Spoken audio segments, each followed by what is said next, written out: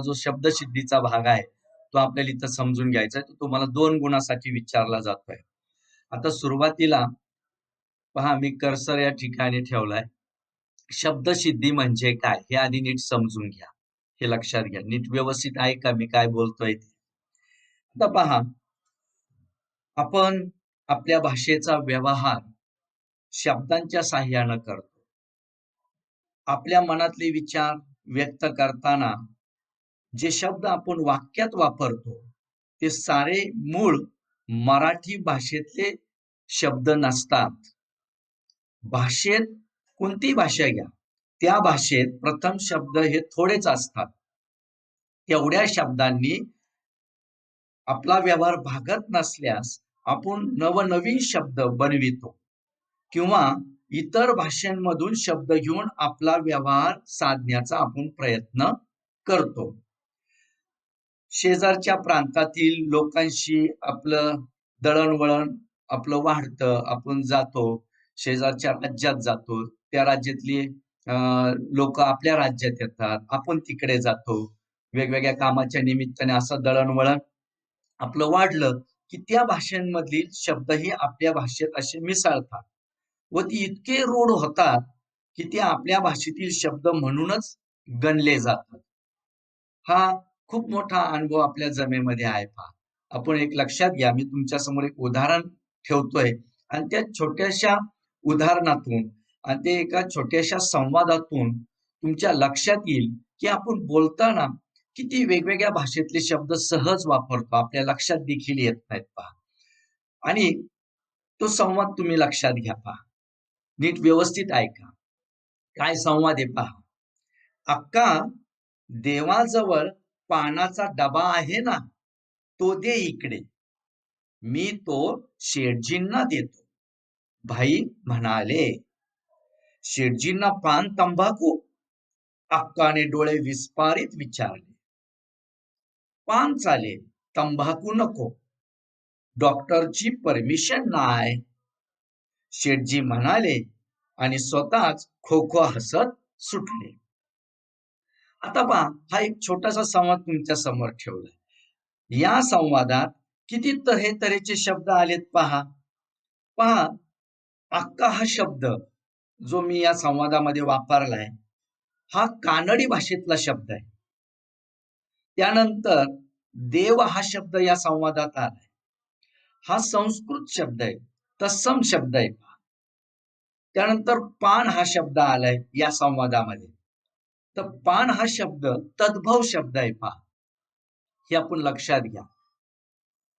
आणि कारण संस्कृत शब्द आहे पर्ण, त्याच्यावरून बदल करून आपण मराठी भाषेत वापरतो पान, म्हणून तो तद्भव शब्द झाला. त्यानंतर डबा, शेठजी हे जे शब्द आहेत ना, हे गुजराती भाषेतले शब्द आहेत. त्यानंतर भाई हा एक शब्द इथं या संवादात आलाय, तो हिंदी भाषेतला आहे. डोळे हा शब्द आलेला आहे, तो देशज भाषेतला म्हणजे देशी भाषेतला शब्द आहे. त्यानंतर तंबाखू हा शब्द या संवादात आलाय, तो पोर्तुगीज भाषेतला शब्द आहे. आणि त्यानंतर आपल्या नेहमीच्या परिचयाचे आणि संवादात नेहमी वापरतो असे शब्द म्हणजे डॉक्टर, परमिशन हे इंग्रजी भाषेतले शब्द आहेत. म्हणजे याच्यावरून एक लक्षात घ्या, एवढ्याशा संवादात इतक्या विविध भाषांमधले शब्द आलेले आहेत. मग आपल्या नेहमीच्या लिहिण्यात, बोलण्यात किती येत असतील असे शब्द, हे आपण इथं लक्षात घ्यायचं. पहा, आता अजून तुमच्या समोर मी 1-2 उदाहरणं ठेवणार, मग ते अधिक तुम्हाला समजायला मदत होईल. काय उदाहरण आहे पहा. उदाहरण असं आहे, महेशच्या बर्थडे पार्टीला केक, वेपर्स, आईस्क्रीम असा मस्त बेत होता. आता पहा, एक छोटस वाक्य आहे. आता या वाक्यामध्ये birthday, party, cake, wafers, ice cream हे सर्व इंग्रजी भाषेतले शब्द आपण वापरले आणि मस्त हा शब्द आलाय तो फारसी भाषेतला आहे, हे आपण इथं लक्षात द्यायचं आहे. त्याचप्रमाणे अजून एक उदाहरण मी तुमच्या समोर ठेवतोय. रायगड किल्ला हे या वर्षीच्या ट्रिपचे ठिकाण मुकरर केले. आता एक छोटस वाक्य आहे. इथं या वाक्यामध्ये दोन शब्द आपण वेगळे वापरलेत, वेगळ्या भाषेतले वापरलेत. ट्रिप, ट्रिप हा शब्द इंग्रजी भाषेतला आहे, आपण मराठीत त्याला सहल म्हणतो. त्यानंतर इथं एक शब्द आलाय मुकरर केले. आता मुकरर म्हणजे निश्चित करणे, मराठी भाषेत त्याचा अर्थ आहे निश्चित करणे, पण मुकरर हा शब्द अरबी भाषेतला आहे. त्यानंतर अजून एक उदाहरण तुमच्या समोर ठेवतोय. विद्यादान करण्या एवढे दुसरे मोठे दान नाही.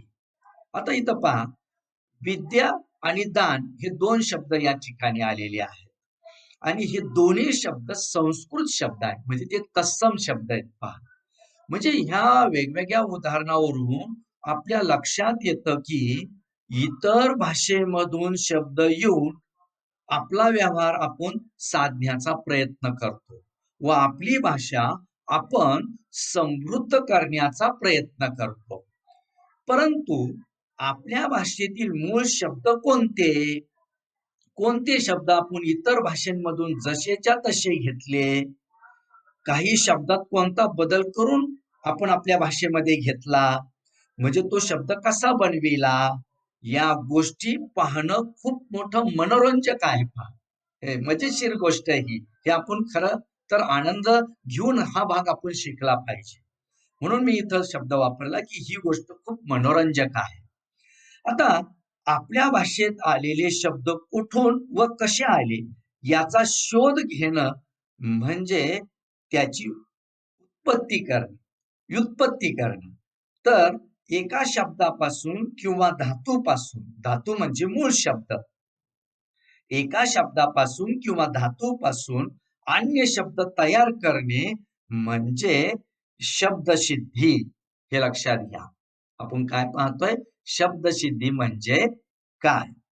पुन्हा मी सांगतोय, एक लक्षात घ्या, आपल्याला अधिक त्यामुळं लक्षात येईल की एका शब्दापासून किंवा धातूपासून म्हणजे मूळ शब्दांपासून अन्य शब्द तयार करणे म्हणजे शब्दसिद्धी. थोडक्यात शब्दसिद्धीची व्याख्या आपल्याला पुढील प्रमाणे इथं करता येईल. हे लक्षात घ्या. आता इथं आपण सिद्ध, आता इथं जो शब्द लिहिला ना शब्दसिद्धी, सिद्ध म्हणजे तयार करणे. या सिद्धी या शब्दाचा अर्थ आहे तयार करणे.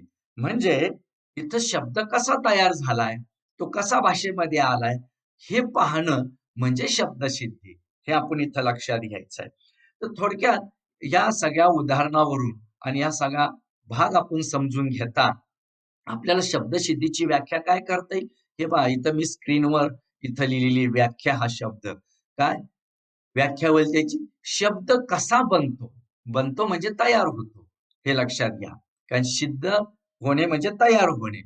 शब्द कसा बनतो म्हणजेच सिद्ध होतो म्हणजे तयार होतो, याला व्याकरणाच्या भाषेत शब्दसिद्धी असे म्हणतात. हा भाग तुमच्या लक्षात आलेला असेल. आता एक लक्षात घ्या, अर्थात भाषेत कोणतीही भाषा घ्या, त्या भाषेत प्रथम शब्द हे त्या त्या भाषेतले मूळ शब्द थोडेच असतात. तेवढ्या शब्दांनी भागत नसल्यास आपण नवनवीन शब्द बनवितो किंवा इतर भाषेंमधून शब्द घेऊन आपला व्यवहार साधण्याचा आपण प्रयत्न करतो. आपली मराठी भाषा, जी आपली मराठी भाषा आहे ना, ती मुख्यतः संस्कृत आणि प्राकृत या भाषांपासून निर्माण झालेली आहे. पहा, कोणत्या भाषांपासून आपली मराठी भाषा प्रामुख्यानं निर्माण झाली आहे? संस्कृत. म्हणजे बरेचसे शब्द संस्कृत भाषेतले आपण मराठी भाषेमध्ये जशाच्या तसे घेतलेत आणि काही बदल करून घेतले. म्हणजे ते मी तर म्हणेन जवळजवळ आपल्या मराठी भाषेमध्ये संस्कृत भाषेतले जसेच्या तसे आणि बदल करून घेतलेले 70% शब्द असणार आहेत. हे लक्षात घ्या. म्हणून आपली मराठी भाषा मुख्यतः संस्कृत आणि प्राकृत या भाषांपासून निर्माण झालेली असल्यामुळं त्या भाषेमधील शब्दांचा भरणा, मी तर 70% म्हणत होतो, सुमारे 75% शब्द हे संस्कृत भाषेतले आपले मराठी भाषेमध्ये आलेले आहेत. काही शब्द संस्कृत मधले आपण जसेच्या तसे वापरतो आणि काही बदल करून वापरतो. असे सुमारे 75% शब्द हे संस्कृत भाषेतून आपण घेतलेले आहेत आणि आपली मराठी भाषा आपण समृद्ध केलेली आहे. मग प्राकृत भाषा म्हणजे कोणत्या? तर आपल्या भारत देशामध्ये अनेक वेगवेगळी प्रांत रचना आहे आपली, वेगवेगळे राज्य आहेत आणि आपल्या राज्यांची रचनाच भाषेनुसार झालेली आहे. मग अ, क कानडी बोलणारे कर्नाटकमध्ये, तेलुगू बोलणारे आंध्र प्रदेशमध्ये, गुजराती बोलणारे गुजरातमधले, असे तमिळी बोलणारे तामिळनाडूमधले, ह्या ज्या अशा भाषेवर प्रांत रचना आपल्या या भारत देशाची झालेली आहे आणि तिथल्या राज्यामध्ये आपलं जाणं येणं असतं, दळणवळण असतं आणि त्यामुळं त्या ठिकाणी त्या भाषेतले शब्द देखील आपल्या भाषेमध्ये आलेले आहेत आणि अशा पद्धतीने संस्कृत मधले जवळजवळ 75% शब्द आणि बाकीचे काही शब्द प्राकृत भाषेतून घेऊन आपण आपली मराठी भाषा समृद्ध करण्याचा प्रयत्न केलेला आहे. हा भाग आपण इथं समजून घेणं खूप गरजेचं आहे. आता आपल्याला वळायचं आहे शब्दसिद्धीचे मुख्य व उपप्रकार. पहा इथं स्क्रीनवर मी इथं दिलेले आहेत तुमच्या समोर. ते आपण आता समजून घ्यायचे आहेत. पहा शब्दसिद्धीचे मुख्य 2 प्रकार आहेत. एक सिद्ध शब्द आणि दुसरा साधित शब्द. तर सिद्ध शब्दामध्ये 5 त्याचे उपप्रकार आहेत. पहा हे इथं मी तुमच्या समोर इथं ठेवलेत पहा. सिद्ध शब्दामध्ये तत्सम शब्द. तत्सम शब्द म्हणजे काय? मी आता बोलता प्रस्तावनेत बऱ्याच गोष्टी सांगितल्यात. तत्सम शब्द म्हणजे जे शब्द संस्कृत भाषेतले मूळ शब्द आहेत आणि ते आपण मराठी भाषेमध्ये जसेच्या तसे वापरतो. त्याला म्हणायचं तत्सम शब्द. मग आपण विद्या किंवा पर्ण किंवा कर्ण असे शब्द जे वापरतो ना, हे संस्कृत शब्द आहेत. हां, ते जसेच तसे मराठीत वापरतो त्याला आपण म्हणतो तत्सम शब्द. दुसरा आहे तद्भव शब्द. म्हणजे मूळ शब्द हा संस्कृत भाषेतला आहे.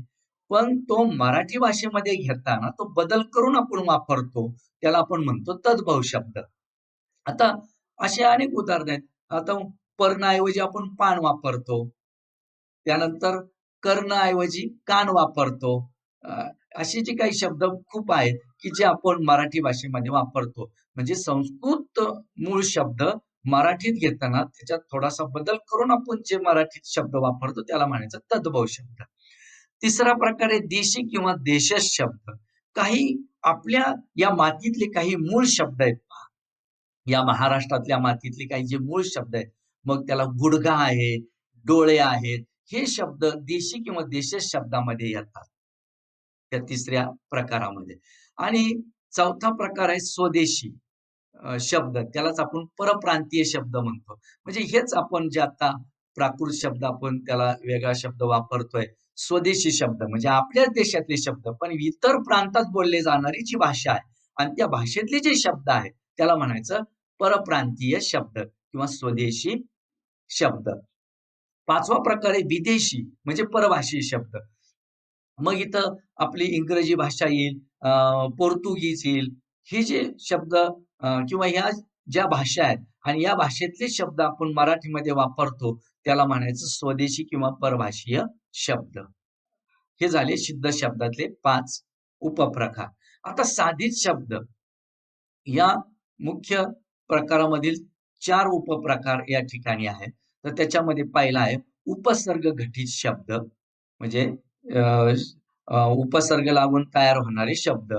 दुसरा आहे प्रत्यय घटित शब्द म्हणजे प्रत्यय लागून तयार होणारे शब्द. त्याला प्रत्यय घटित शब्द म्हणतो.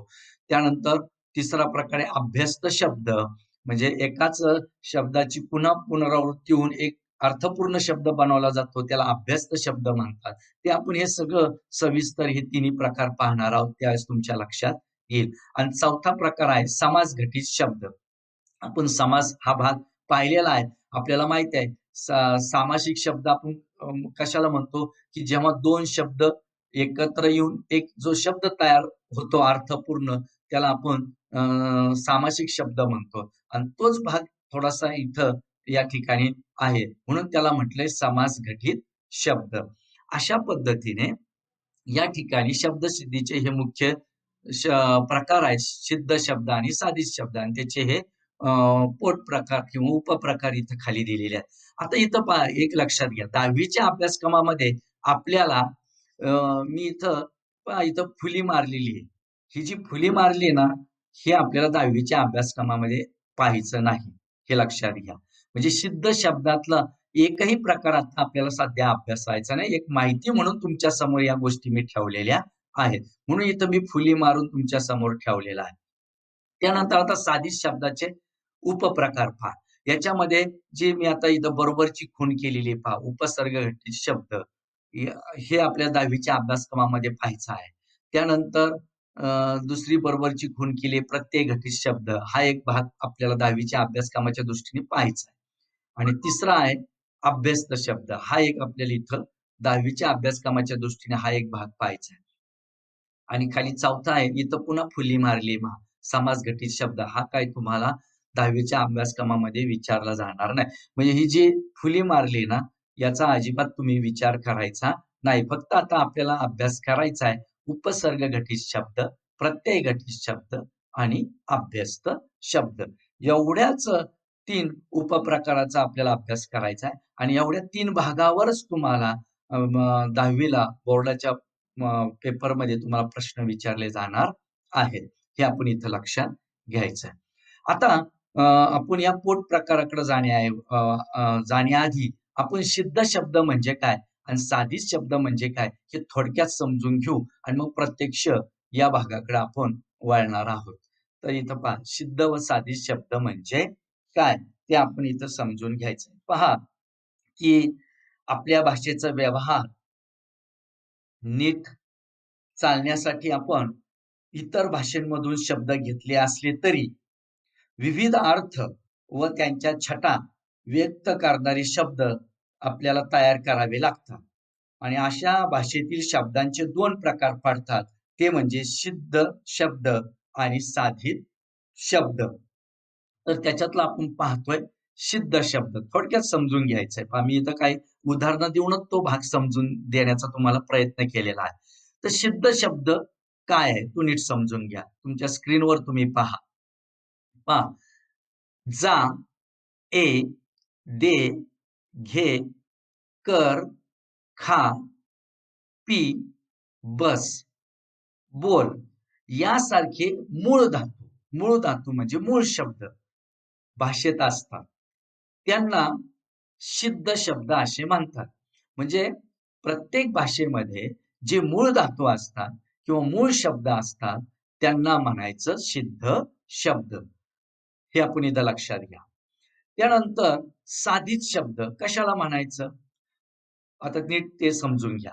वरील मूळ शब्दांना म्हणजे कोणते पहा उदाहरणार्थ इथं दिले मी कंसात जा, ए, कर, खा हे पहा इथंच जे दिलेत ना हे वरील शब्द.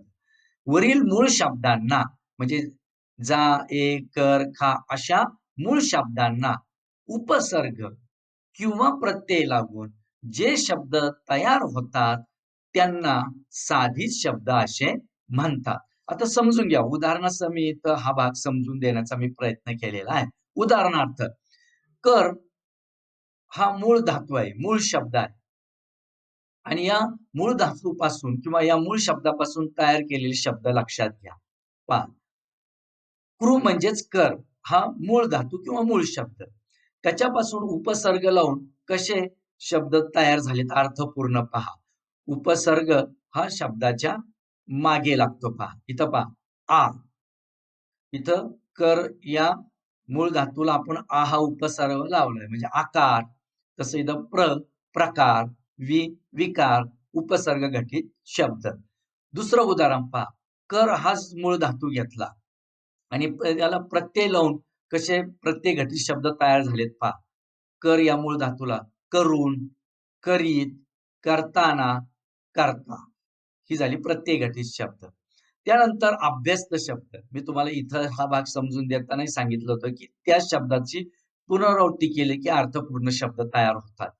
कर, करा, अभ्यस्त शब्द आणि पुढचा चौथा जे कर मूळ धातूपासून समास घटित शब्द कसे तयार होतात? करपात्र. आता इथं पहा 2 शब्द एकत्र आले. कर आणि पात्र.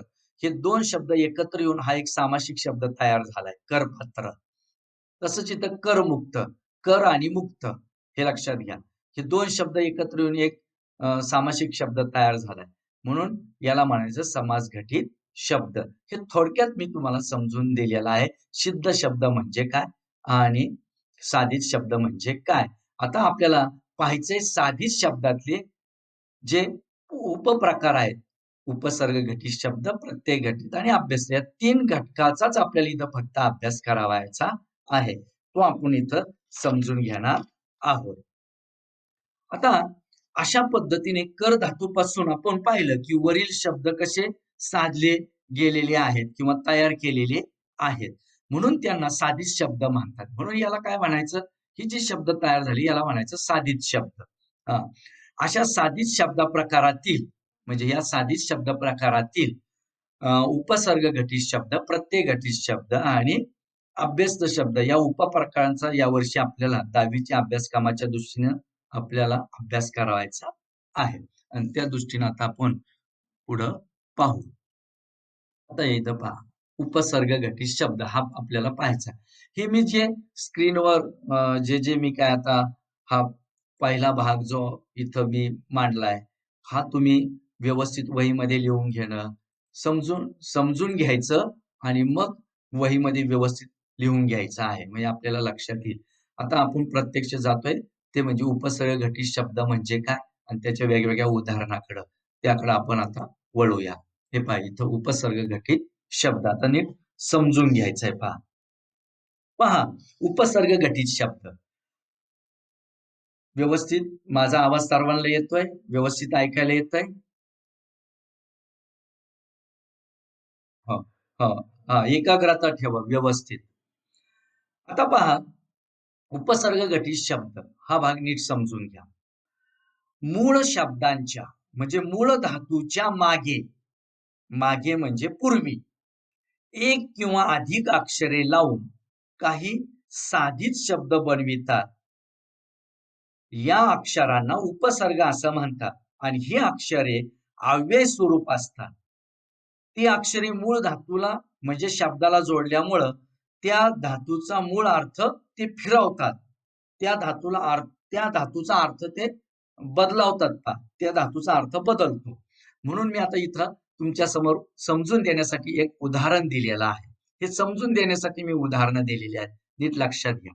उदाहरणार्थ तुमच्या समोर हर हा मूळ धातू आहे किंवा मूळ शब्द आहे पहा. हर तो असाही लिहितात किंवा असाही लिहितात. हर. आता या धातूचा मूळ अर्थ आहे हरण करणे किंवा नेणे. आपण म्हणतो ना हरण करणे म्हणजे पळून नेणे या अर्थाने. हर या धातूचा मूळ अर्थ आहे हरण करणे किंवा नेणे. आता या हरचे झाले हार. या हरचे काय झाले? हार. आणि हे हरचे हार करून त्या शब्दापूर्वी म्हणजे त्या शब्दाच्या मागे आपण काय केलं? आ, वि, परी, अप यासारखे उपसर्ग लावून त्यांच्या मूळ अर्थात कसा बदल होतो ते पहा. आता हे उदाहरण मी खाली दिल्यात पहा. आ, वि, परी, अप हे उपसर्ग आहेत सगळे. हे लक्षात घ्या. आणि त्या हरचं आपण केलं हार. इथं त्याच्या पुढे ठेवलेत पहा हे सगळे शब्द. आता आ अधिक हार तो शब्द झाला आहार. म्हणजे तो आहार शब्द झाला आणि मग त्याचा हा अर्थ कसा त्या म्हणजे त्या शब्दाचा अर्थ कसा फिरवला गेला, कसा बदलला गेला. मग आहारचा अर्थ झाला भोजन. हे लक्षात घ्या. म्हणजे भोजन करणे. आहार घेणं म्हणजे भोजन करणे. हे लक्षात घ्या. नंतर पहा उपसर्ग लावला आपण हार या मूळ धातूला. मग त्यापासून शब्द तयार झाला विहार. विहार करणे म्हणजे क्रीडा करणे. या अर्थानं त्याचा अर्थ तिथं तयार होतो पहा. त्यानंतर परी हा उपसर्ग लावून या हार या शब्दाला परी अधिक हार. मग काय शब्द तयार झाला? परिहार. म्हणजे उपसर्ग हा कुठं लागतो? तर शब्दाच्या पूर्वी लागतो. हार या शब्दाच्या पूर्वी म्हणजे हार या शब्दाच्या मागे परी हा उपसर्ग लावलेला आहे. त्याचा परिहार शब्द तयार झाला आणि त्याचा अर्थ झाला निवारण करणे. म्हणजे एखाद्या गोष्टीचं आपण निवारण करणं किंवा निवारण केलं पाहिजे असं आपण बोलतो पहा व्यवहारामध्ये. पुढचा शब्द पहा अप हा विसर्ग आहे. अप आणि मग हार या मूळ धातूला अप हा विसर्ग लावून काय शब्द तयार झाला? अपहार. अपहार या शब्दाचा अर्थ झाला चोरी, चोरी करणे. हे लक्षात घ्या. म्हणजे मी तुम्हाला सांगितलं की ही अक्षर जी असतात ना, आ, वि, परी, अप, ही उपसर्ग जी आहेत ना, ही उपसर्ग ही अव्यय स्वरूप असतात. ती अक्षरं मूळ धातूला म्हणजे मूळ शब्दाला म्हणजे या शब्दाला जोडल्यामुळं त्या धातूचा मूळ अर्थ फिरवतात पहा. म्हणजे तसा हा मूळ अर्थ हा आहे, पण त्यांनी तो अर्थ फिरवला आणि ते अर्थ असे तयार झाले पहा. हे लक्षात घ्या. आहारचा भोजन, विहारचा क्रीडा, परिहारचं निवारण, अपाहारचं चोरी. म्हणजे मूळ धातूचा अर्थ फिरवतात किंवा त्या धातूचा अर्थ त्या ठिकाणी बदलतो. हे आपण इथं लक्षात घेतलेलं आहे. म्हणजे पहा ही गोष्ट इतर धातूंच्या बाबतीतही होते. इथं एक उदाहरण आपण पाहिलं. हर हा मूळ धातू घेऊन आपण हे उदाहरण पाहिलं. हीच गोष्ट इतर धातूंच्या बाबतीतही होते. उपसर्ग हे स्वतंत्रपणे अजिबात येत नाहीत. त्या उपसर्गांना म्हणजे त्या अक्षरांना म्हणजे हे जे उपसर्ग आहेत ना, या उपसर्गांना किंवा या अक्षरांना शब्द म्हणून स्वतंत्र स्थान नसते. मात्र त्यांना स्वतःचा सूचक अर्थ असतो. हे नीट लक्षात घ्या. मात्र त्यांना स्वतःचा सूचक अर्थ असतो. या सर्व वैशिष्ट्यांवरून किंवा या सर्व लक्षणांवरून उपसर्ग घटित शब्दाची व्याख्या काय करता येईल? ती आपण इथं तुमच्या समोर ठेवलेली आहे. काय व्याख्या पहा. या उपसर्ग घटित शब्दाची व्याख्या.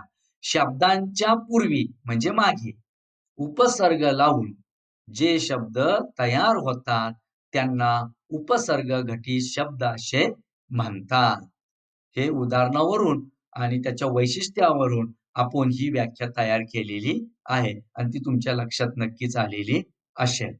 आता या उपसर्ग घटित शब्दांचे मराठी भाषेतील उपसर्ग हे 3 प्रकारचे आहेत पहा आणि ते मी इथं खाली तुमच्या समोर ठेवलेले आहे. आणि हे तिन्ही प्रकार आपल्याला लक्षात घ्यावायचे उदाहरणाच्या माध्यमातून. मग मराठी भाषेतले उपसर्ग 3 प्रकारचे आहेत. ते कोणते आहेत? तर संस्कृत भाषेतील उपसर्ग म्हणजे संस्कृत भाषेतले उपसर्ग लावून काही शब्द तयार झाले. नंतर मराठी भाषेतील उपसर्ग. मराठी भाषेतले काही उपसर्ग आहेत. ते शब्दाच्या मागे पूर्वी लावून काही शब्द तयार झालेले आहेत. ते आपल्याला पाहायचे आहेत. त्यानंतर फारसी अरबी भाषेतील उपसर्ग आहेत काही.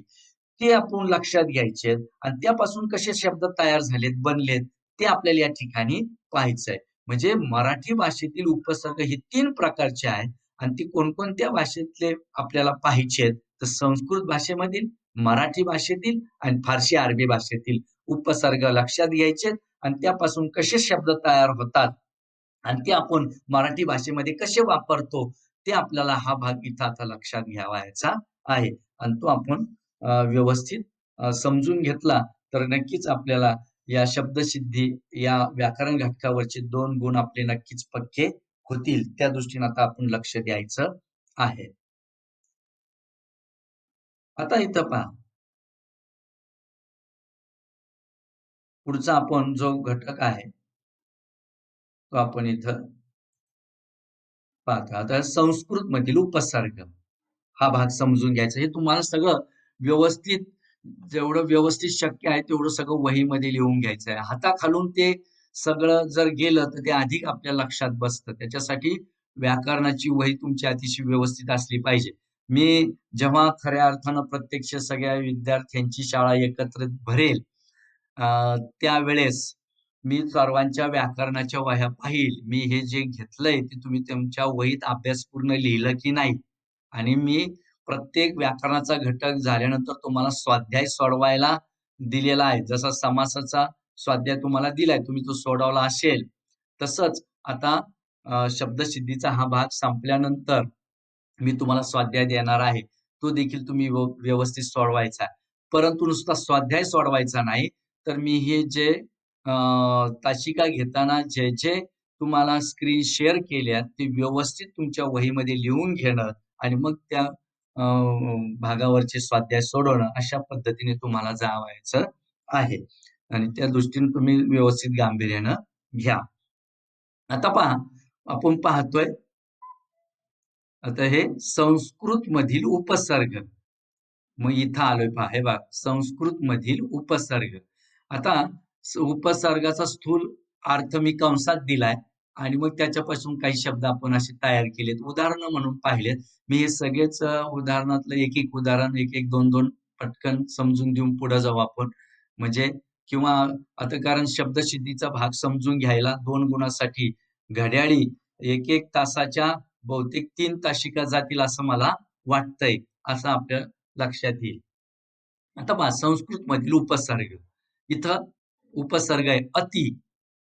त्याचा स्थूल अर्थ आहे फार किंवा पलीकडे. या अर्थानं अति हा उपसर्ग आहे. आणि मग त्यापासून आपण कसे शब्द तयार केलेत पहा. अतिशय, अत्यंत, अतिक्रम, हे पहा. अतिरेक.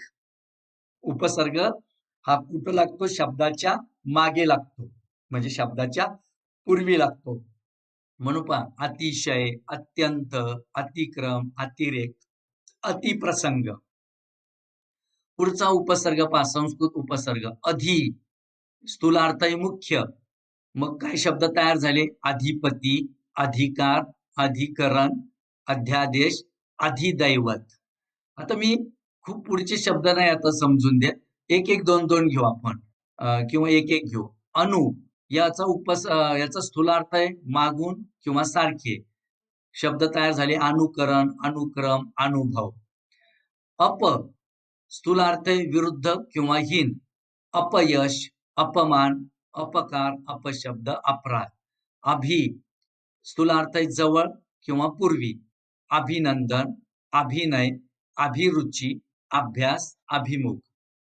अव खाली किंवा विरुद्ध या स्थूलार्थानं काय शब्द तयार झालेत? अवतरण, अवमान, अवकृपा, अवगुण.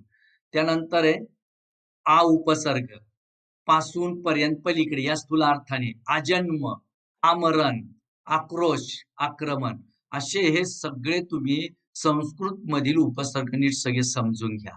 हे लक्षात घ्या. इथं पहा परी हा उपसर्ग आहे. परिपाक, परिपूर्ण, परिणाम, परिवार, परिपाठ असे शब्द तयार झाले. प्र उपसर्ग प्रबल, प्रगती, प्रवाह. सु हा उपसर्ग आहे संस्कृत मधला. त्याचा स्थूल अर्थ आहे चांगले किंवा सोपे. मग काय शब्द तयार झालेत हे नेहमी वापरतो पहा. सुग्रास, सुभाषित, सुकर, सुलभ, सुविचार, सुगम, सुगंध वगैरे वगैरे. हे झाले संस्कृत मधील उपसर्ग आणि त्यापासून तयार झालेले हे सर्व शब्द आपण इथं लक्षात घेतलेले आहेत.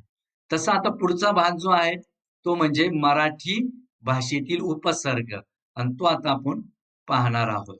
तो इथं पहा 2 मराठी भाषेतील उपसर्ग. उपसर्गाचा स्थूल अर्थ कंसात दिलेला आहे. पहा अ आणि अन याचा स्थूल अर्थ आहे अभाव या अर्थानं. मग अजान, अडाणी, अबोल, अनोळखी. पुढचा उपसर्ग आहे मराठी मधला आड. गौण किंवा लहान या स्थूल अर्थानं आडनाव, आडवाट, आडकाठी, आडवळण. नंतर पुढचा अ, अ, उपसर्ग आहे मराठीतला अध. आहे बरं का तो अध. याचा स्थूल अर्थ आहे अर्धा किंवा निम्मा. मग अधपाव, अधशेर आपण त्यालाच व्यावहारिक भाषेत अधशेर म्हणतो पहा.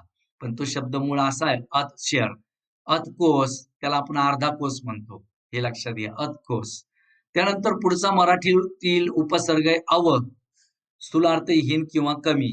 अवजड, अवघड, अवदसा, अवकळा, अवलक्षण. त्यानंतर पुढचा मराठीतला उपसर्ग आहे नि म्हणजे त्याचा स्थूल अर्थ आहे नसलेला.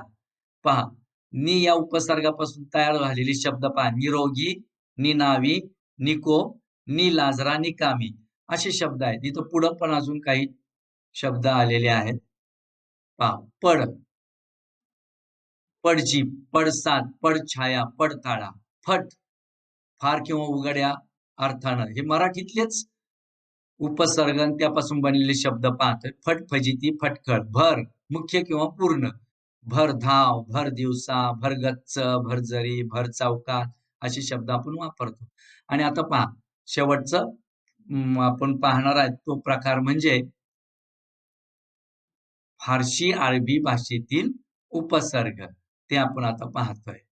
हे पहा इथं तिसरं फारशी व अरबी भाषेतील उपसर्ग. तुला अर्थ कंसात. ऐन किंवा ऐन हा उपसर्ग आहे. हे लक्षात घ्या. त्याचा अर्थ आहे मुख्य. ऐन हंगाम म्हणजे मुख्य हंगाम. ऐन खर्च, मुख्य खर्च, ऐन दौलत, मुख्य दौलत, ऐन वेळी, मुख्य वेळ वगैरे या अर्थानं. कम, कम हा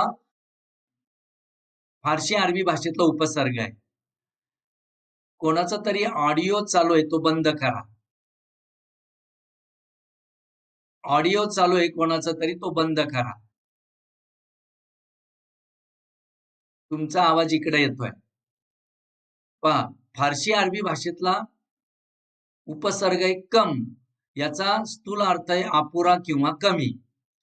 मग काय शब्द तयार झाले? कम नशीब, कमजोर, कमकुवत. पुढं गैर हा उपसर्ग आहे फारसी अरबी भाषेतला.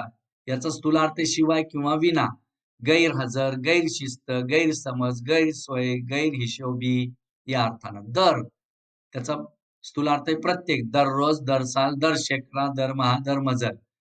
ना हा उपसर्ग स्थूलार्थ आहे नाही किंवा अभाव. ना उमेद, नाराज, नापसंत, नालायक, नाकबूल.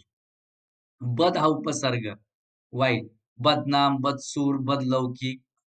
नंतर बिन शिवाय किंवा वाचून या स्थूल अर्थानं. बिनचूक, बिन तक्रार, बिनधोक, बिन हरकत. बे हा उपसर्ग पहा फारसी अरबी भाषेतला वाचून शिवाय रहित या स्थूल अर्थानं बे हा उपसर्ग आहे. काय शब्द तयार झाले? बेडर, बेनाम, बेआब्रू, बेदम. आपण म्हणतो ना बेदम मारहाण केली त्या अर्थानं बेदम. बेअदबी, बेदाना, बेफिकीर, बेपर्वा, बेकायदा, बेकार, बेगुमान असं. सर हा उपसर्ग पहा फारसी अरबी भाषेतला. त्याचा मुख्य अर्थ आहे मुख्यच. पहा, सर म्हणजे मुख्य. सरकार, सरदार, सरहद्द, सरमुकादम, सरचिटणीस. हर प्रत्येक या अर्थानं हर या उपसर्गाचा अर्थ आहे प्रत्येक. हर घडी, हर रोज, हर वक्त, हर साल, हर कामी. हम याचा स्थूल अर्थ आहे सार्वत्रिक. हम रस्ता म्हणजे सार्वत्रिक रस्ता आहे.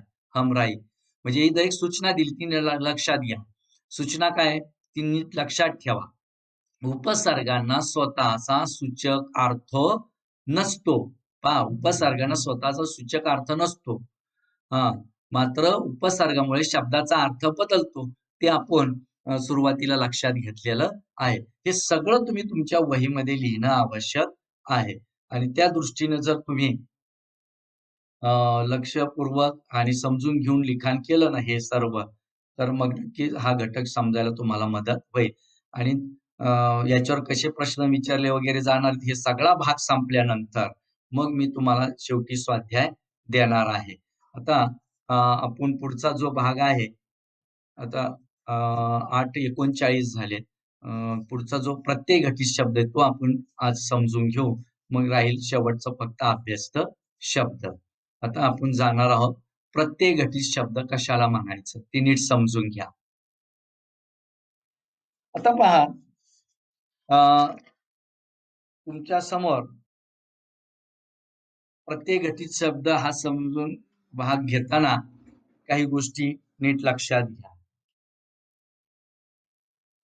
धातूच्या किंवा शब्दाच्या पुढे आता आपण पाहिलं उपसर्ग हा कुठं लागतो? मूळ शब्दाच्या मागे किंवा पूर्वी. आणि प्रत्यय कुठं लागतो? मूळ धातूची किंवा शब्दाच्या पुढे किंवा नंतर. म्हणून प्रत्यय घटित शब्द समजून घेताना हा भाग लक्षात घ्या की धातूच्या किंवा शब्दाच्या पुढे म्हणजे नंतर एक किंवा अधिक अक्षरे जोडून किंवा एक किंवा अधिक अक्षरे लावून जे शब्द साधले जातात अशा प्रत्यय लागून तयार झालेल्या शब्दाला प्रत्यय घटित शब्द असे म्हणतात. पहा, मग इथं मी एक काही उदाहरण दिलेलं आहे पहा. ते तुम्ही लक्षात घ्या. ते नीट समजून घ्या. प्रत्यय घटित शब्द कशाला म्हणायचा? इथं जन, जन हा मूळ शब्द आहे, मूळ धातू आहे. याचा अर्थ आहे जन्मणे. याचा स्थूल अर्थ काय? जन्मणे. जन या मूळ धातूचा मूळ शब्दाचा स्थूल अर्थ आहे जन्मणे. आता या धातूला प्रत्यय लागून कसे शब्द तयार झालेत पहा. जन या मूळ धातूला प्रत्यय लागून कसे शब्द तयार झालेत पहा. जनन, जनक, जनता, जननी, जन्य वगैरे शब्द बांधतात. या शब्दांना आपण पहा न जनन न, जनक क, जनता ता, जननी नि, जन्य य हे प्रत्यय जोडले आहेत. अशा तऱ्हेचे प्रत्यय लागून बनलेल्या शब्दांना प्रत्यय घटित शब्द म्हणतात. हे आपण इथं लक्षात घेतलेलं आहे. आता याची व्याख्या मी आधी पण सांगितली ना, आता पुन्हा इथं तुमच्या समोर स्क्रीनवर आहे. काय व्याख्या आहे? धातूच्या किंवा शब्दाच्या पुढे, पुढे म्हणजे नंतर, एक किंवा अधिक अक्षरे जोडून किंवा अधिक अक्षरे लावून जे शब्द साधले जातात, अशा प्रत्यय लागून तयार झालेल्या शब्दाला प्रत्यय घटित शब्द असे म्हणतात. हे आपण लक्षात घेतलंय. आता प्रत्ययाचे देखील दोन प्रकार आहेत पहा. कोणते दोन प्रकार आहेत? एक कृत प्रत्यय आणि एक तद्धित किंवा नामसाधित प्रत्यय. ते आपण आता इथं आधी सुरुवातीला थोडक्यात समजून घ्यायचं आहे आणि मग तुमच्या लक्षात येईल पहा. कृत प्रत्यय कशाला म्हणायचंय? पहा इथं दिलेला आहे कृत प्रत्यय.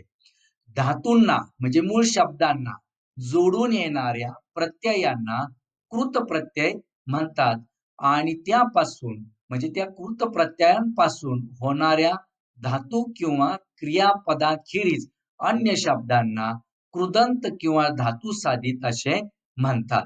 मग उदाहरण लक्षात घ्या. उदाहरण लक्षात घेतलं की हा भाग आपल्याला समजून जाईल. उदाहरणार्थ धाव हा मूळ धातू आहे, मूळ शब्द आहे. मूळ धातू कोणता आहे? मूळ शब्द कोणता आहे? धाव. त्याचं धाव हा धातू, धावणे हे झालं त्याचं क्रियापद. नीट समजून घ्या. धाव हा मूळ धातू, धावणे हे क्रियापद. आता धाव या धातूला प्रत्यय लागून होणारे शब्द लक्षात घ्या. पहा, धावत, धावती, धावरा, धावताना.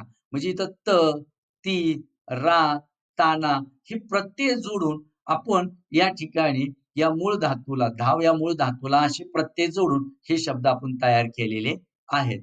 त्याला म्हणायचं या ठिकाणी म्हणजे हे कृत प्रत्यय म्हणायचे याला.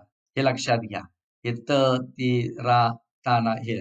पुढं अजून उदाहरण लक्षात घ्या. थांब हा धातू पहा. क्रियापद होईल थांबणे आणि या थांब या मूळ धातूला प्रत्यय लागून शब्द कसे बनतात पहा. थांब, थांबून, थांबत, थांबताना. किंवा पुढचं अजून एक उदाहरण पहा. बस हा धातू घ्या, मूळ धातू, मूळ शब्द. त्यापासून बनलेले प्रत्यय लागून बनलेले शब्द पहा. बसून, बसत, बसताना, बसता वगैरे असे शब्द तयार होतात. म्हणजे अशा पद्धतीने धातूंना जोडून येणाऱ्या प्रत्ययांना कृत प्रत्यय म्हणायचं. हे लक्षात घ्या. आणि त्यापासून किंवा त्या कृत प्रत्ययापासून होणारा धातू किंवा इतर क्रियापदाखेरीज अन्य शब्दांना कृदंत किंवा धातू साधित असं या ठिकाणी म्हणायचं. हे लक्षात घ्या. ही शब्द झाली धातू साधित शब्द. ही जी कृत प्रत्यय लागून जी शब्द तयार झालीत ना, त्याला म्हणायचं धातू साधित शब्द. पुढचा भाग काय? तद्धित किंवा नामसाधित प्रत्यय. हा जो प्रत्ययाचा दुसरा प्रकार आहे ना, तो नीट समजून घ्या.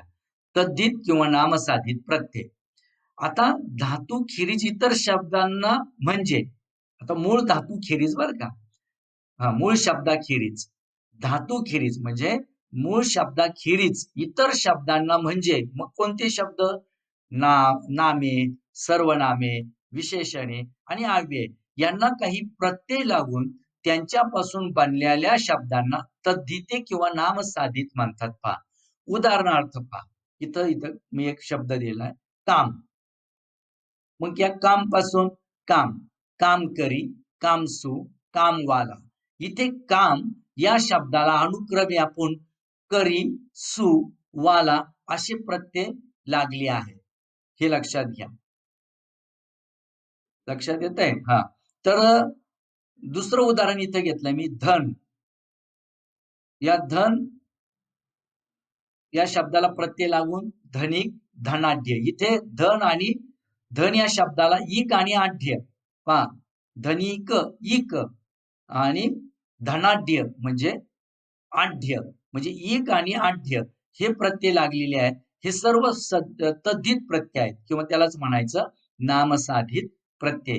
ही प्रत्ययाची मुख्य आपण दोन प्रकार पाहण्याचा इथं प्रयत्न केलेला आहे. हा भाग पुढचा भाग समजून घेण्याच्या दृष्टीने आपल्याला लक्षात घ्यायचा आहे. आणि मग आता प्रत्यक्ष आपल्याला जे परीक्षेला जे काही प्रत्यय घटित जे शब्द तुमच्या समोर ठेवले जातील किंवा तयार करायला सांगितले जातील, तो भाग आपल्याला आता पुढं लक्षात घ्यायचा आहे. आता पहा, इथं एक सूचना मुद्दाम दिलेली आहे मी, की काय सूचना आहे? प्रत्ययांना स्वतःचा वेगळा अर्थ नसतो.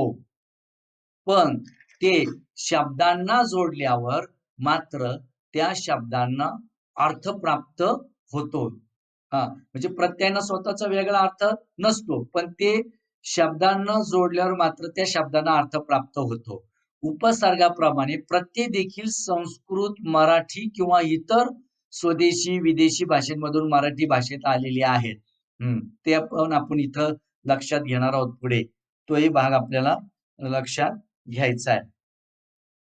आता आपण प्रत्यक्ष जाणार आहोत प्रत्यय घटित धातू साधित शब्द हे कसे तयार होतात पहा. आता आपल्याला माहिती आहे की प्रत्यय हे देखील संस्कृत, मराठी किंवा इतर स्वदेशी विदेशी भाषेतून मराठीत आलेले आहेत.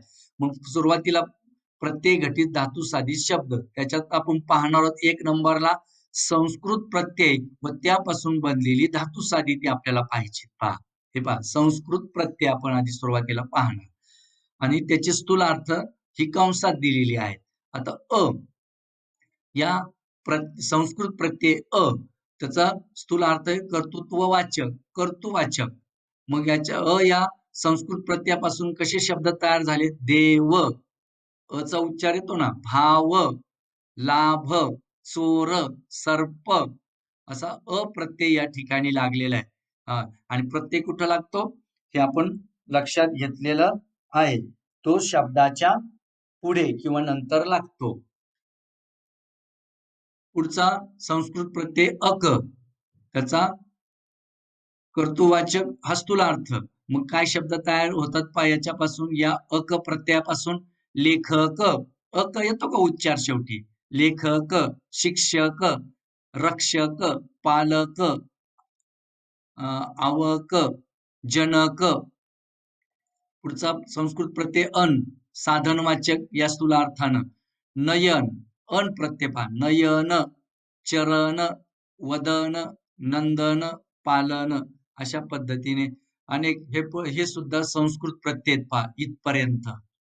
अना, स्त्रीलिंगी नामे तयार होतात. प्रार्थना, वेदना, कल्पना, तुलना, वंदना. अनीय, योग्यतार्थक स्थूलार्थानं आणि प्रत्यय जोडून कसे शब्द तयार होतात पहा. अनीय, श्रवणीय, येतो का उच्चार याचा अनीयचा? मननीय, रमणीय, पूजनीय, वंदनीय असे शब्द तयार होतात या प्रत्ययापासून. पुढचा आहे प्रत्यय, क्रियावाचक नामे तयार होतात. इच्छा, कथा, गुहा, चिंता.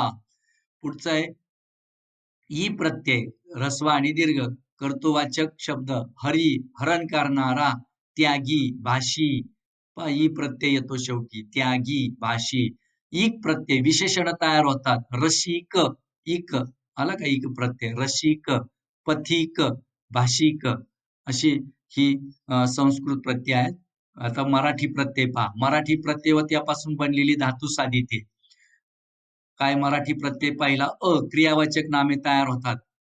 कर, डर, लूट, फूट, खोट असे शब्द तयार होतात पहा. प्रत्यय मराठी क्रियावाचक नामे तयार होतात. ओढा, आला का प्रत्यय? ओढा, ठेवा, झगडा, ठेचा, पुकारा वगैरे. आई प्रत्यय पहा मराठी आई, क्रियेची मजुरी. आपण हे शब्द बऱ्याच वेळा व्यवहारात वापरतो. आई या प्रत्ययापासून बनलेली शब्द पहा. खोदाई, चराई, घडाई. आपण सोन्याची घडाई करतो. मग किती घडणावळ झाली हे आपण विचारतो. एखादं खोदकाम केलं तर खोदकामाची किती मजुरी झाली, म्हणून त्या दृष्टीनं हे. खोदाई, चराई, घडाई, उजळाई, शिलाई. कपडे शिवतो आपण, मग किती शिलाई झाली आपण विचारतो की नाही? क्रियेची मजुरी या अर्थाने हे शब्द तयार होतात पहा. आऊ, योग्यता दर्शक शब्द तयार होतात. आऊ प्रत्ययापासून मराठी. टाकाऊ, जळाऊ, लढाऊ, विकाऊ, शिकाऊ. पुढं आरी, कर्तृवाचक, पुजारी, पिंजारी. हे तुम्ही सगळं समजून घेऊ शकता. मी एवढं सगळं वाचण्याची आता तुमच्या समोर स्क्रीनवर सगळे शब्द ठेवलेत. काही घेऊ. आळू विशेषण तयार होतात. झोपाळू, विसराळू, लाजाळू. इक ई या क्रिया प्रत्ययापासून मराठी प्रत्ययापासून क्रियावाचक नामे कढी, मोडी, उडी, बुडी, रडी असे शब्द तयार होतात. पहा इथं इथं खोर शब्द आलाय पहा. खोर प्रत्यय आलाय. त्याच्यापासून विशेषण तयार होतात. खोर हा मराठी प्रत्यय आहे आणि त्याच्यापासून विशेषण तयार होतात. भांडखोर हा मुलगा कसा आहे? भांडखोर, चिडखोर, चहाडखोर असे शब्द तयार. नावळ हा मराठी प्रत्यय क्रियेचे मोल धुनावळ, लिनावळ, दळणावळ असे शब्द तयार होतात. ही सुद्धा मराठी प्रत्ययापासून बनलेली शब्द आहेत पहा. ही तुम्ही नीट समजून घेऊ शकता. हे पहा. प, वाटप, पी, वाढपी, नारा, लिहिणारा, बोलणारा, रा, हसरा, नाचरा, बुजरा असे शब्द तयार होतात. आता प्रत्येक घटित नामसाधित तद्धित शब्द आपण पाहणार आहोत. आपण 2 प्रत्ययाचे प्रकार पाहिलेत ना, हा दुसरा त्याच्यातला.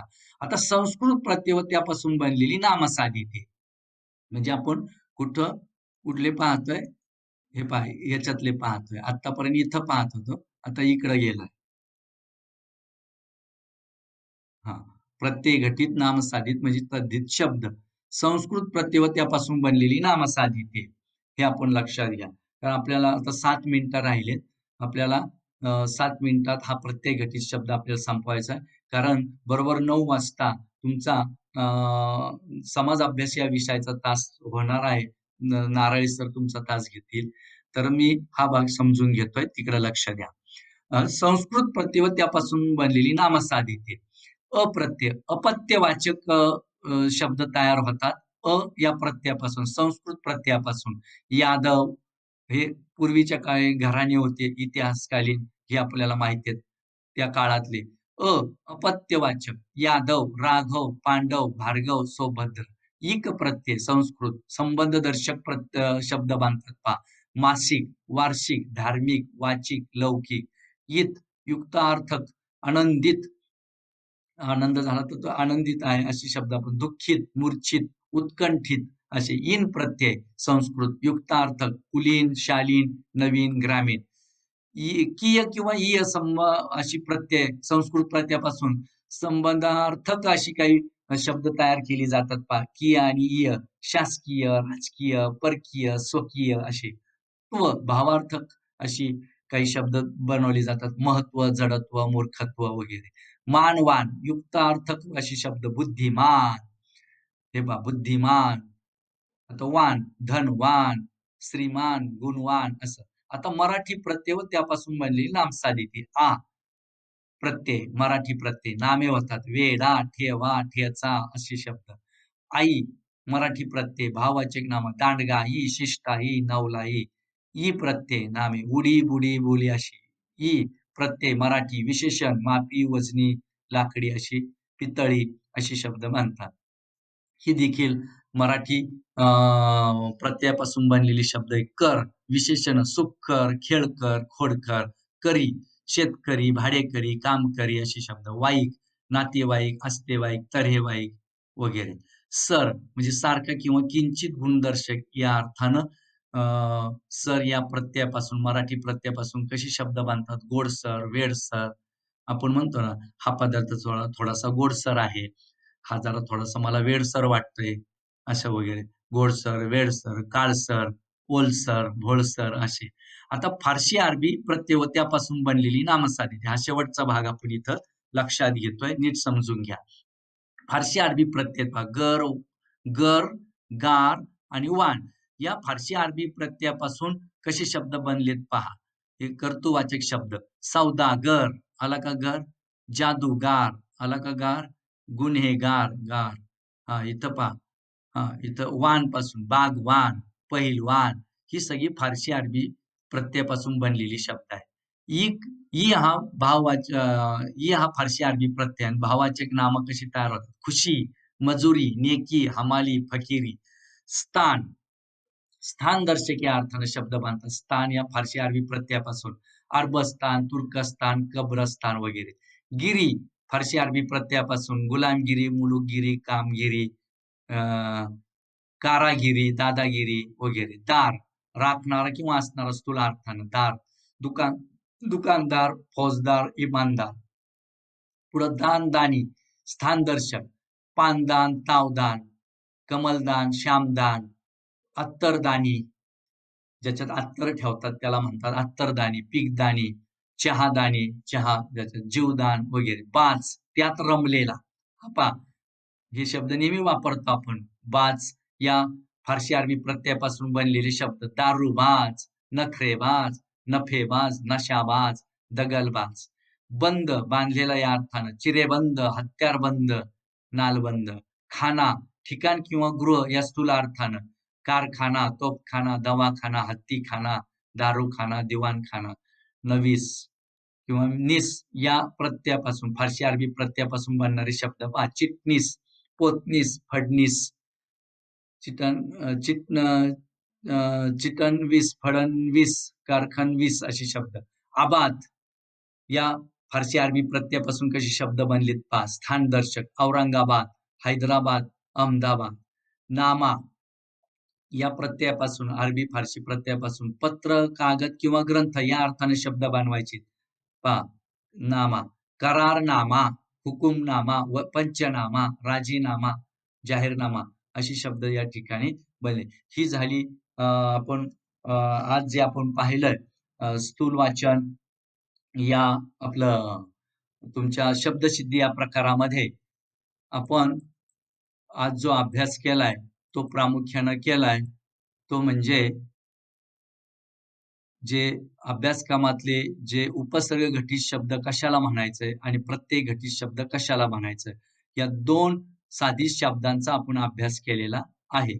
आता फक्त आपला राहिलाय तो म्हणजे अभ्यस्त शब्द. हा समजून घेतला की मग मी तुम्हाला या 3 भागावर प्रत्यक्ष परीक्षेला कशा पद्धतीने प्रश्न विचारले जाणार आहेत आणि त्या प्रश्नाला आपल्याला कसं सामोरं जायचंय हा तुम्हाला मी काही स्वाध्याय आणि तो भाग समजून देणार आहे.